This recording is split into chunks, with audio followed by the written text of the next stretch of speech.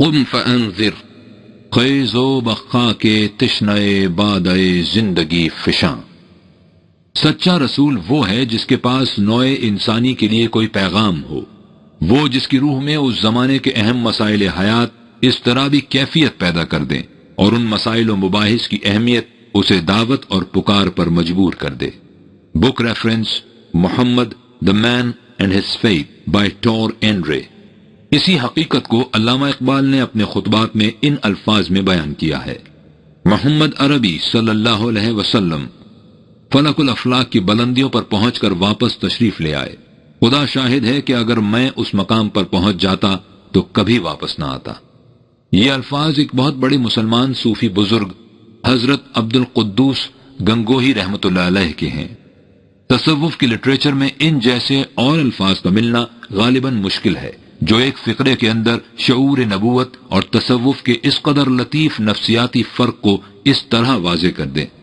ایک صوفی اپنے انفرادی تجربے کی تجردگاہ سے واپس آنا نہیں چاہتا، اور جب واپس آتا بھی ہے اس لیے کہ اسے واپس آنا پڑتا ہے تو اس کی یہ مراجعت نوع انسانی کے لیے کچھ معنی نہیں رکھتی۔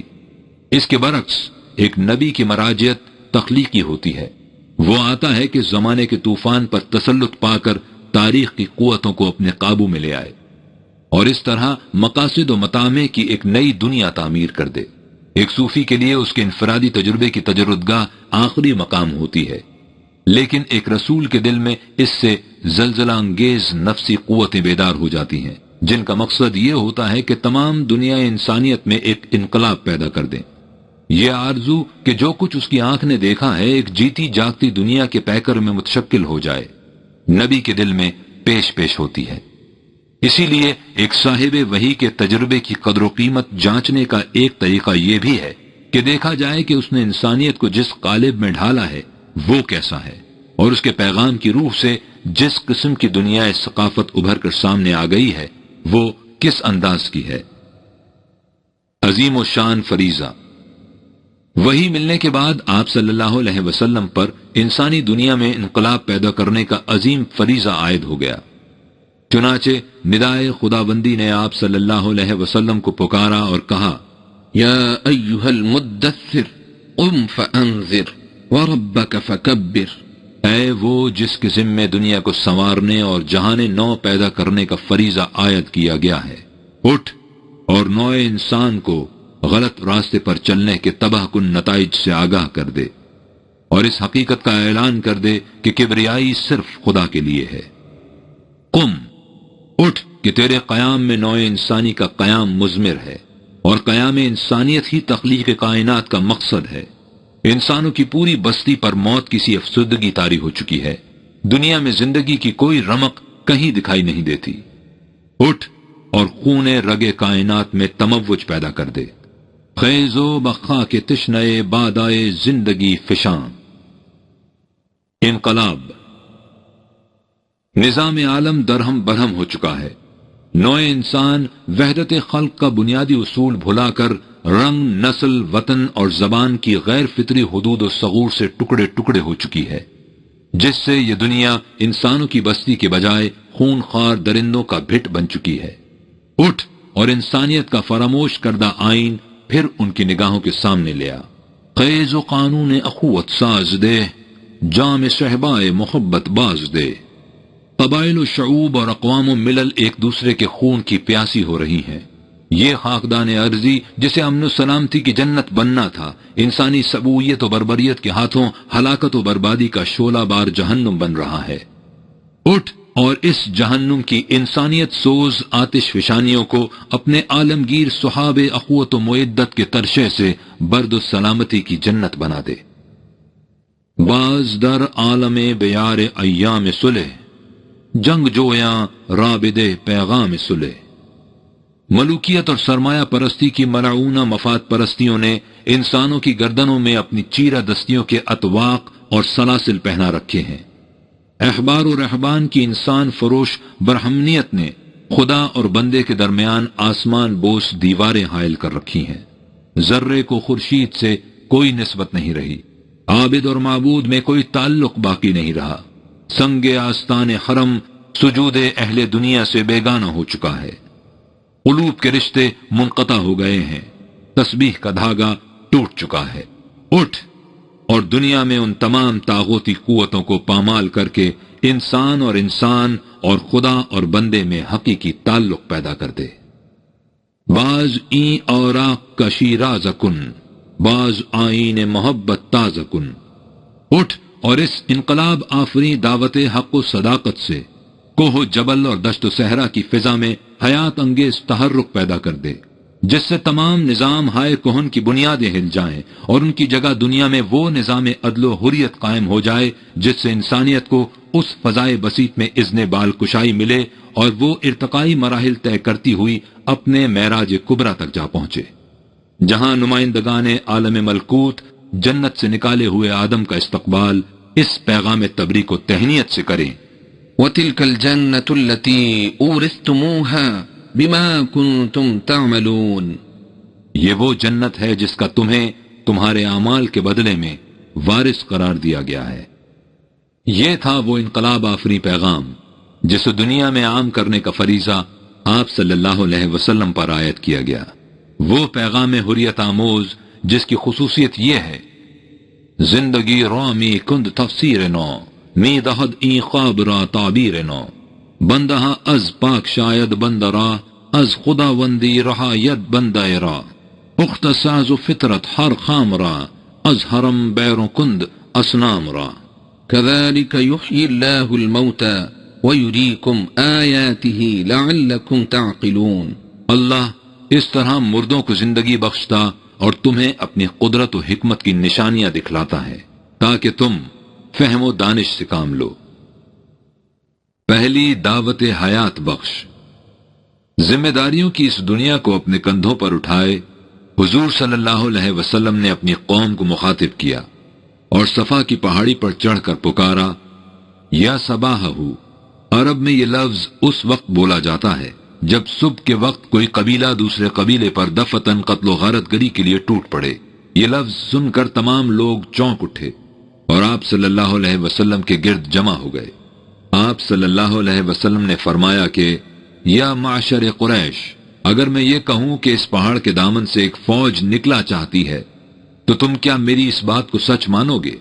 انہوں نے بیک زبان کہا کہ ہم نے آج تک کبھی کوئی غلط بات تمہاری زبان سے نہیں سنی، ہم یقین کرتے ہیں کہ تو صادق اور امین ہے، اس لیے تمہاری بات کو ضرور سچ مانیں گے۔ اس پر آپ صلی اللہ علیہ وسلم نے فرمایا، میں تمہیں آگاہ کرتا ہوں کہ تمہاری موجودہ روش زندگی سے تم پر ایک سخت تباہی آنے والی ہے جسے یوں سمجھو کہ تمہارے سر پر کھڑی ہے۔ اس پر ابو لہب نے نہایت استخفاف سے کہا کہ کیا ہم سب کو اسی لیے جمع کیا تھا؟ یہ کہہ کر وہ چلا آیا اور اس کے ساتھ دوسرے لوگ بھی چلے گئے۔ یہ قریش کی طرف ایک عمومی دعوت تھی۔ مقام نبوت کی وضاحت، ذرا اس دعوت کے انداز پر غور فرمائیے اور دیکھیے کہ نبی اکرم صلی اللہ علیہ وسلم نے مقام نبوت کی وضاحت کیسے دلنشین انداز سے فرمائی ہے۔ نبی کے معنی ہے مقام بلند پر کھڑا ہونے والا۔ آپ صلی اللہ علیہ وسلم صفا کی چوٹی پر کھڑے ہیں، جہاں سے آپ صلی اللہ علیہ وسلم پہاڑ کے دونوں جانب دیکھ سکتے ہیں۔ مخاطبین پہاڑ کے دامن میں ہیں، جہاں وہ صرف پہاڑ کے ایک جانب دیکھ سکتے ہیں۔ لہٰذا جو شخص ایسے مقام پر کھڑا ہو جہاں سے پہاڑ کی دوسری سمت بھی نظر آ رہی ہو، وہ دوسری طرف کی ماجریات و واقعات کو آنکھوں دیکھ کر بتا سکتا ہے، اور اگر مخاطبین کو اس کی صداقت پر ایمان ہے تو اس کی کسی بات پہ شبہ نہیں ہو سکتا۔ نبی بھی خدا کی طرف سے ایک ایسے مقام بلند پر فائز ہوتا ہے جہاں وہ وحی خداوندی کی روشنی میں انسانی اعمال کے حال یعنی پریزنٹ کے ساتھ ساتھ ان کا مستقبل یعنی فیوچر بھی دیکھ سکتا ہے۔ یہ تھی اس دعوت انقلاب کی ابتدا، یہ تھی وہ آسمانی آواز جسے سننے کے لیے فضائے عالم ایک مدت سے گوش بر آواز تھی۔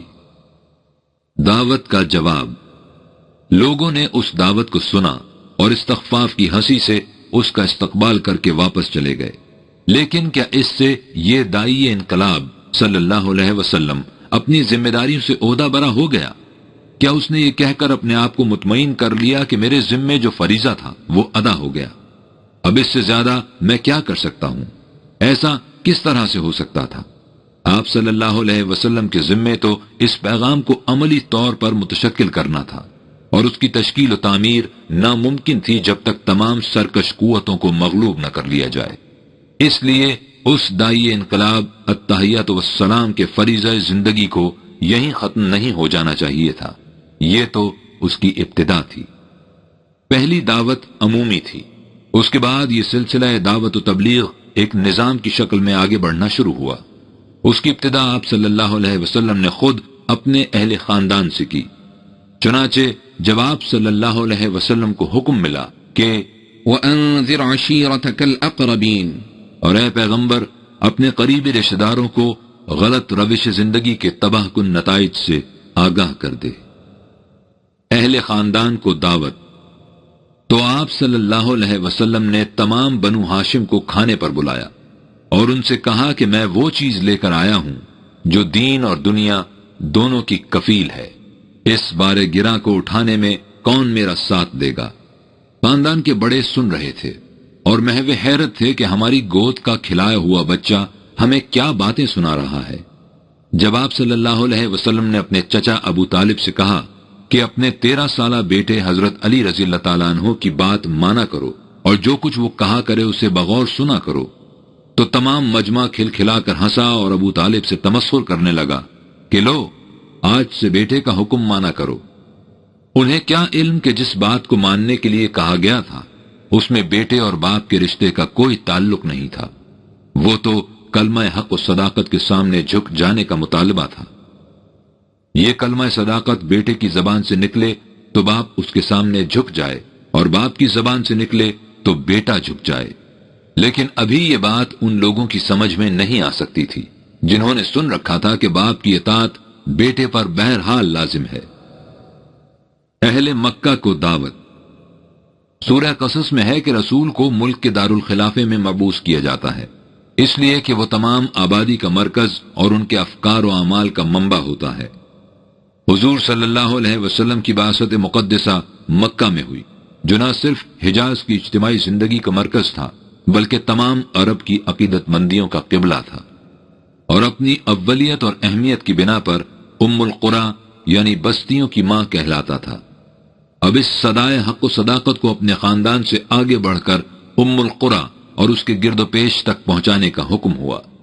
وَهَذَا كِتَابٌ أَنزَلْنَاهُ مُبَارَكٌ مُصَدِّقُ الَّذِي بَيْنَ يَدَيْهِ وَلِتُنذِرَ أُمَّ الْقُرَى وَمَنْ حَوْلَهَا، اور دیکھو یہ کتاب قرآن ہے جسے ہم نے تورات کی طرح نازل کیا، یہ بڑی بابرکت ہے اور جو تعلیم اس سے پہلے انبیاء کرام کو دی گئی تھی اسے سچا کر دکھانے والی ہے۔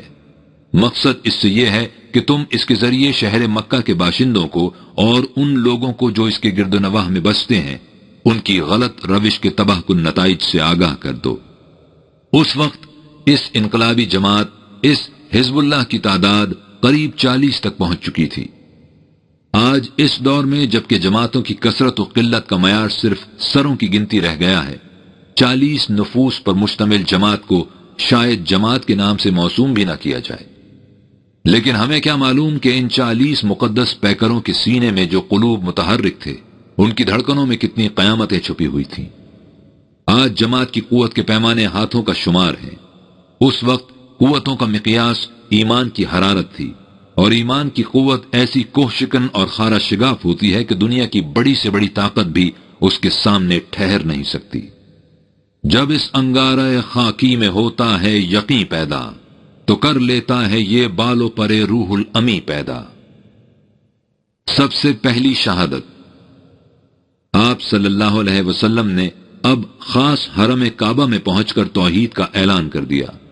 مخالفین کے نزدیک یہ حرم کی سب سے بڑی بے حرمتی تھی، یہ ان کی حمیت و غیرت کے خلاف سب سے بڑا اعلان جنگ تھا۔ چاروں طرف سے لوگ اس جماعت پر ٹوٹ پڑے۔ حضور صلی اللہ علیہ وسلم کے ربیب حارث ابن ابی حالہ یہ خبر سن کر اپنے گھر سے دوڑے دوڑے آئے کہ آپ صلی اللہ علیہ وسلم کو بچا لیں، لیکن وہ مخالفین کے ہجوم میں گر گئے اور شہید ہو گئے۔ اعلیٰ کلمت الحق کے سلسلے میں یہ خون کے پہلے قطرے تھے جن سے یہ زمین رش کے سدے آسمان بن گئی۔ ایسے مقدس خون کے لیے حرم کی سرزمین سے زیادہ اور کون سا مقام موزوں ہو سکتا تھا؟ شجر اسلام کو اسی خون کے قطرات کی آبیاری کی ضرورت تھی۔ ملت کی سرخروئی اسی خون کی رنگینی کی دست نگر تھی۔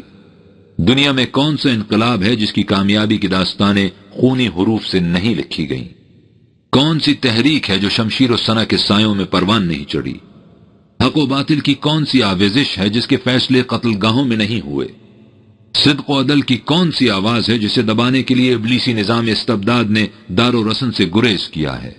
ازل سے یہی ہوتا آیا ہے اور ابد تک یہی ہوتا رہے گا۔ ستیزہ کار رہا ہے ازل سے تا امروز، چراغ مصطفی سے شرار بولہبی۔ اہل عرب کی طرف، اہل مکہ کے بعد اس دعوت کو تمام قوم تک پہنچایا گیا۔ كذلك أرسلناك في أمة قد خلت من قبلها لتتلو عليهم الذي أوحينا إليك وهم يكفرون بالرحمن قل هو ربي لا إله إلا هو عليه توكلت وإليه متاب۔ اور اے پیغمبر صلی اللہ علیہ وسلم، اسی طرح ہم نے تجھے ایک ایسی قوم کی طرف بھیجا جس سے پہلے بہت سی قومیں گزر چکی ہیں، اور اس لیے بھیجا ہے کہ جو تعلیم تمہیں بذریعے وحی دی گئی ہے اسے ان کے سامنے پیش کر دو۔ تمام نوع انسانی کی طرف۔ اس سے پہلے وحی کی تعلیم خاص قبیلوں اور خاص قوموں تک محدود رہتی تھی، لیکن جو تعلیم خدا کے اس آخری رسول صلی اللہ علیہ وسلم کے ذریعے دی گئی تھی اس کی مخاطب تمام نوع انسانی تھی، یعنی یہ تعلیم زمان کی حدود سے ناآشنا اور مکان کی قیود سے بے نیاز تھی۔ اسے عالمگیر انسانیت کا ضابطۂ زندگی بننا تھا اور قیامت تک آنے والے انسانوں کی رہنمائی کا فریضہ ادا کرنا تھا۔ اس فریضے کی ادائیگی کے سلسلے میں فرمایا کہ قل يا أيها الناس إني رسول الله إليكم جميعا الذي له ملك السماوات والأرض۔ اے پیغمبر صلی اللہ علیہ وسلم، تم عالمگیر انسانیت کو مخاطب کر کے کہہ دو کہ میں تم سب کی طرف خدا کا بھیجا ہوا رسول ہوں، اس خدا کا بھیجا ہوا رسول جس کا اقتدار تمام کائنات میں کار فرما ہے، اور چونکہ انسان بھی کائنات ہی کے ایک گوشے کا مکین ہے اس لیے اس کی دنیا میں بھی اقتدار و اختیار خدا ہی کا ہونا چاہیے۔ یہ تھی وہ انقلاب انگیز دعوت جس کا مرکز مکہ بنا اور جس کا محیط تمام قرۂ ارض کو بننا تھا۔